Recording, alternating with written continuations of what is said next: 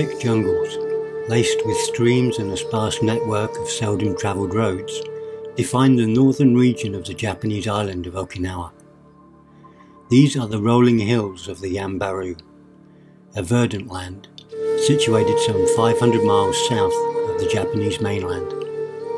Explored by a few, yet forgotten by most, it is home to a diverse collection of endemic and, in many cases, endangered species of wildlife.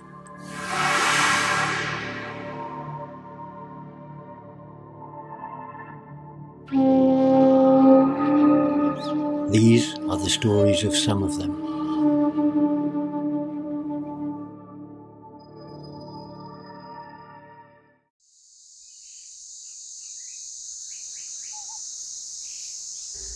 Walking through the rolling hills of the Yanbaru at dawn is one of the most invigorating options for any explorer.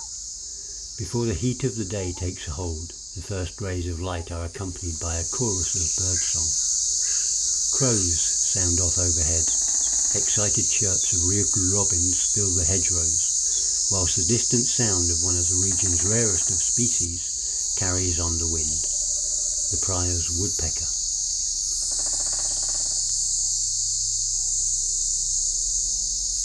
A movement in the trees, that familiar call. We find ourselves in the presence of not one, but two of these incredible birds.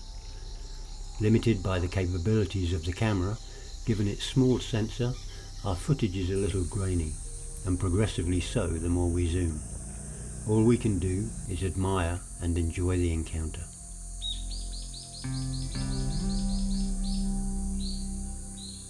There is one species, though, that merits full use of the camera zoom should it be encountered, the Okinawa Rail. Adorning many roadside warnings to reduce speed, this almost flightless bird is often encountered from afar along the verges of roads and lanes. Extremely wary of people, it invariably slips off into the vegetation as soon as contact is made. Silent, covert, elusive. Our camera team had almost given up on filming them after having only encountered a handful during their 2 weeks on foot in the Yanbaru. That is, all until the last day, and in the strangest of situations. Having checked out of their homestay accommodation and on the way to the southern regions of the island, they happened upon what can only be described as a once-in-a-lifetime encounter.